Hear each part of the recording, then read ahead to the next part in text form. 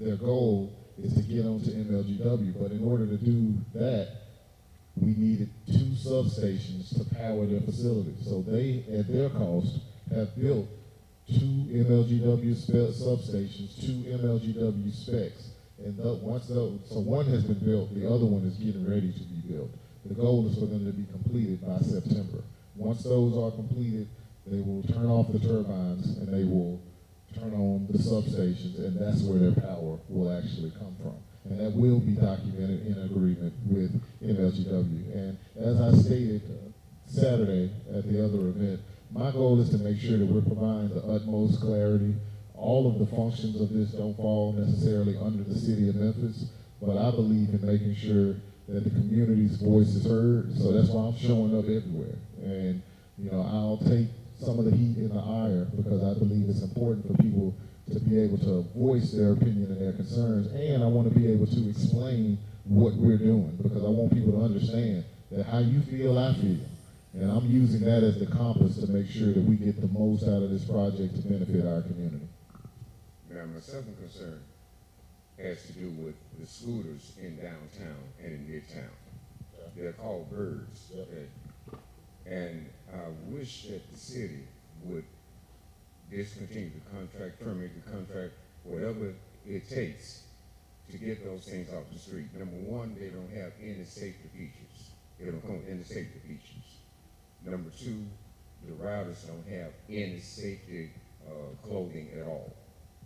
I can be driving down, let's say Riverside Drive, and all of a sudden here comes a person on the scooter beside me, and I may be making a turn, and at the last minute I see that person. I just wish that those scooters could get off the streets, and they leave them everywhere. Yeah, I definitely understand those concerns. We've had a lot of conversations about scooters and trying to make them safe. They do add something special to our transportation network. There are some people that we found that were using it to get from work from midtown to downtown. There are people that use it as a tourist and they explore downtown and go over the riverfront and go over across the Harahan Bridge. And so we want to have those opportunities for people, but we also want it to happen in a way that's safe. We've been working with companies like Bert. I think there's probably another one or two that are also active, but we've worked with Bert specifically on ensuring that they're doing a better job picking up, which they have been doing over the last couple of years as a part of our partnership with them. But I do understand your concern. Director Bellin, anything else to add on the scooters? All right, I think I covered it, but I don't know we'll eliminate them, but we will continue to work to make them safer. I certainly wish eliminating would solve the problem. I think, didn't we have bikes at one time? We still have. We still have bikes? Yes, the bikes are there. Well, that's an alternative. It is. That's a safe alternative. But those scooters, somebody, excuse me. Yeah, thank you. I understand. Thank you for your feedback.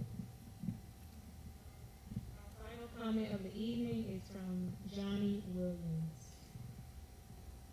Johnny Williams. Right behind you. Good afternoon, Mayor. Good afternoon. Chief. I wouldn't want your job. Nevertheless, I want to talk about some of our current problems and what you have said about you going high tech with trying to prevent that crime. The cameras, the 5 inches on the cameras, the license plate readers. I think it's great, and I think it's a very good approach. But my concern is that they're all stationary. You know, and most of us criminals, I mean, those that are criminals will know, hey, you know, with that camera, I'll just go around this way, and you know, hey, you can't see who I am, or you really can't get that identification that I would like to get. My point is that I represent a couple of companies that have autonomous drones. They fly automatically. You set the flight path. They don't need a pilot. They can plug into the police systems. Police can monitor them. They have shot spotter sensors. If something goes off, the drone will automatically deploy, go to the area. They have a 3-mile radius. They can follow cars, vehicles, perpetrators. They have heat sensing, so we can sense at night. And I want to know, would the city of Memphis be interested? Because I've reached to the powers that be. I can't get any response or any reply back. I just want to know if you guys can look at it and let me know if you'd be interested. All right. And we do have a drone program, and it's been underway for some time now, and we are actually purchasing more drones, you know, for the city, not just for traffic issues, but also to monitor various types of events where we can't deploy people fast enough, and you probably see us utilize them even more during the summer months. We have festivals all over the city so that we can monitor large crowds and make sure that problems are addressed in a timely manner. Those devices will have a direct downlink into our real-time crime center as well. And you're right, they have amazing technology. But we're also open to have further conversation with you as well. Thank you. Thank you much. Thank you, thank you.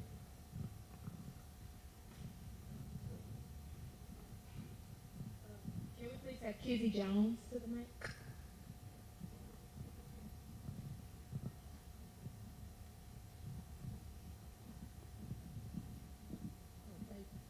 First and foremost, like you've been doing an amazing job. Director, CJ, you've been doing an amazing job. I know how hard it is for a female woman in power. So I want to thank you and apologize for the disrespect that has been thrown your way. However, let me ask a question. And this is kind of like a joke as well to our comment. I know that you mentioned something about Orange Mound being the oldest community in Memphis. Let's not forget about the forgotten community.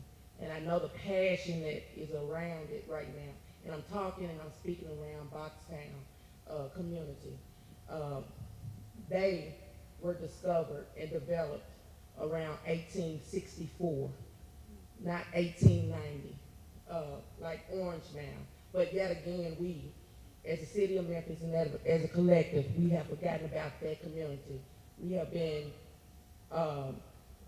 things have been built around that community. It's nothing that should be north and south of that community that is underdeveloped. But yet and still, we forget about that community. My question is, since the current national administration has abolished DEI, how do we ensure that qualified minorities, particularly black men and women, will be hired?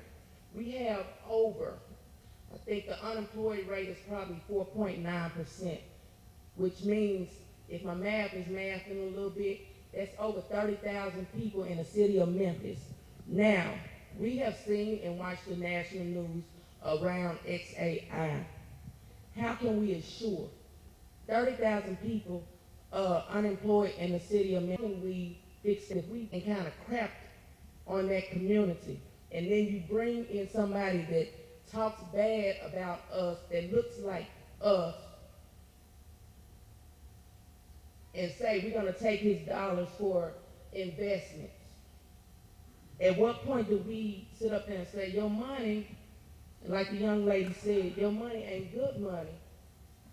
But if you're not listening, you say you're listening, but you're not listening to the people that's saying, we don't want that, let's figure something out. That means that young lady that's an engineer that spoke back there, if you have to bring her to the table, if instead of being this nepotism and friends on top of friends getting these jobs, bring everybody to the table, because it shouldn't be Nashville looks better than Memphis. We are a historic city, and we have so much rich history, meaning those who did not know about Boxtown and when it was established, those who did not know, just straight down the street from there were 3 young men, unidentified, lynched on Mitchell Road. We are forgetting about this historic neighborhood that's Walker Homes, West Junction, all of that. It is no way, and then y'all bring these companies that do not have no type of investment. What can we do? How can you bring everybody to the table? Yeah. Well, first, let me say thank you for your comment, your question, and your history that you're providing. I will say that in your question,